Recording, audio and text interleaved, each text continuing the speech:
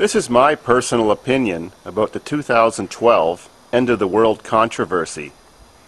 We have this controversy because the Mayans in South America, those people that made beautiful cities on top of mountains, had a calendar. They're pretty smart people. And they had an accurate calendar, and their calendar ended at 2012 on December 21st, the beginning of winter. Also, a guy called Nostradamus, a guy who makes prophecies, well, people believe him because some of his prophecies sound accurate, and it appears that they've come true. And he predicted that the world would end at the same time. I'm not quite sure if the Mayans predicted the end of the world, but their calendar ends at that date. Well, I don't think anything supernatural is going to happen. I don't think a big asteroid is going to come from space and blow up the world like it did 65 million years ago when the dinosaurs died. The sky is not going to fall. I doubt there's going to be any more earthquakes than there is right now, which is just random. There's no logical reason to think that anything that has to do with Mother Nature's all of a sudden going to perk up and become over-exuberated and exciting and cause more damage. But I do think the only thing that could possibly happen that's reasonable on 2012 and December 21st would be a terrorist attack. Well, the world could be expecting something like that. They're all primed, just like in 1999, when the calendar was going to go to 2000. So it could be an opportunistic time for them. The thing that worries me in this situation is that was the fall of Russia and communism in that part of the world 20 years ago.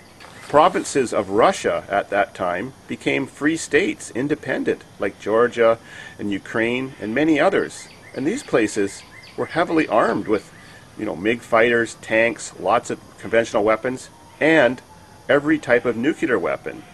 Well, when Mother Russia wasn't paying these people who work at these army installations and places like that, all of a sudden these people needed to make money. Well, what do people do when they need to make money? Well, if no one's going to pay them, they sell things. So they started selling everything. They even sold rides in tanks and rides in MiG airplanes. You could pretty much buy anything with dollars. You could buy the guns like AK-47s. You could buy tanks. You could buy MiG fighters. And yes, a whole bunch of nuclear weapons disappeared. The American government thinks more than 100. So far, none have been let off in this world, and so far, no one knows for sure where they went. That's the scary part.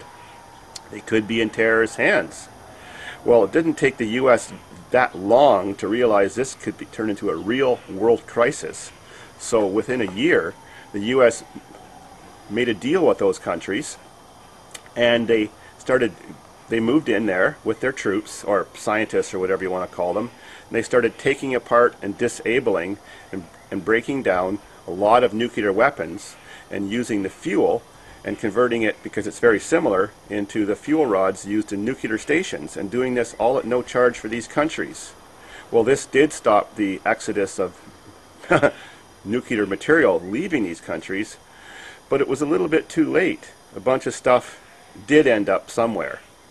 Well, it's possible that the terrorists could be planning to detonate nuclear devices, maybe in the United States, maybe in Canada, who knows, maybe in England. Well, if you were going to be a terrorist and do something that bad, it would be very damaging because of winter time to do it at the beginning of winter, because this will break down the infrastructure for large portions of the continent that they let off a device like that in. No electricity, no heat for homes. Then people's homes become unlivable because it's winter time. Their pipes freeze and break. It would be quite a disaster, way beyond the scope of where just the radiation was and peripheral damage from the nuclear explosion. I kind of think American government is kind of worried about that too. For the last several years, they've been building these things called FEMA camps. And almost every major city in the States has these camps. They're just a great big place near a city or in a city that has rows and rows of bunkhouse buildings to hold lots of people. It even looks like one of the buildings or more in these compounds even have a crematorium because of the big smokestacks. And at these FEMA camps, often there's rows and rows of what looks like disposable plastic coffins. There's a big fence around these places. Well, they've never been used for anything yet, but I think if something like this happens, there'll be martial law. And with martial law executed in a country, you have no rights. If you're walking on the street past curfew, you could be shot. If you're caught stealing, you could be shot. Oh, kitty. There could be extreme political unrest within, for example, the United States. There could even be civil war. And so I think a way that the American government is going to try to control what's happening within their country, if there's a big disaster like this, is by putting the people of interest to them who are not following the rules into these camps. And I'm worried. We did have places like this back in World War II, and we put Germans in them and Japanese people because those were the people we were fighting in the war. We treated them well and let them out after the war, and that was all fine. But these camps, these FEMA camps, they look a lot more ominous, and the government's a lot more paranoid now. So if you're worried about 2012, that's what I think you should worry about, is a big-scale terrorist attack, since nothing has happened in almost 10 years, and I think they are planning the big one. I hope for the best, but be prepared.